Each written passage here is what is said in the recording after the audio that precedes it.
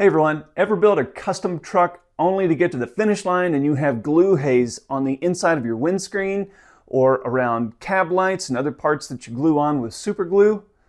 Well, I'm here to help you get that problem solved. Stick with me because I'm going to show you the one glue that I'm using that keeps your cab glass crystal clear.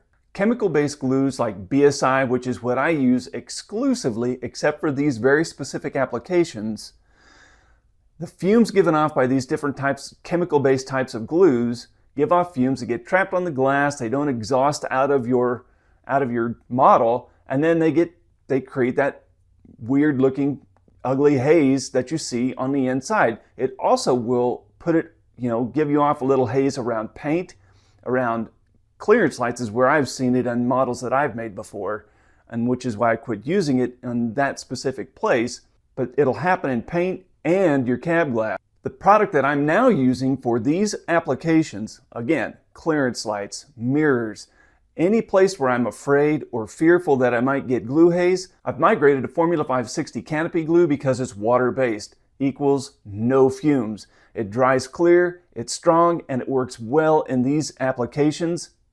No glue haze. Love it. Here's how you're going to apply this stuff. Now, if you've watched any of my videos before, I like to keep lids from old food dishes, the stuff you get like butter dishes and things like that you'll discard when you're done using them. Well, I like to keep the lids and I will pour a little bit of the Canopy Glue out onto a lid, and then I'll either use an X-Acto knife or a toothpick, or I'll even dip the part in the glue a little bit, and then I will apply it to the truck. For example, cab lights, and I've got videos here on YouTube showing you how I apply cab lights using this exact method. I'll dip them in a little bit of the Canopy Glue, stick it where I need to, and it doesn't dry as quick as, say, your BSIs and things like that. So you do have a little bit of time to adjust them and move them where you want, and then over time they will dry, and they'll dry clear. And to show you what I mean, take a look at this 379 Peterbilt. I applied Canopy Glue last night, and you can see now that it's dried crystal clear. You can see the outline of the glue a little bit around each light,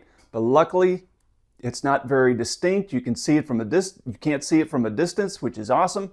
And there's no freaking glue haze to make us mad and want us to start over. Now that you know what kind of glue to use, let's hear about your disasters and what you did to solve it. And if you need Formula 560, I do sell it in my store, rockinghfarmtoys.com, so you can buy your tools, your glue, and all of your 1/64 scale parts for your die-cast trucks right there, rockinghfarmtoys.com. And trust me, once you start using Formula 560, you will use it every time for your detail parts that you want to ensure that you don't get any glue haze. Thanks for watching, and go build something awesome.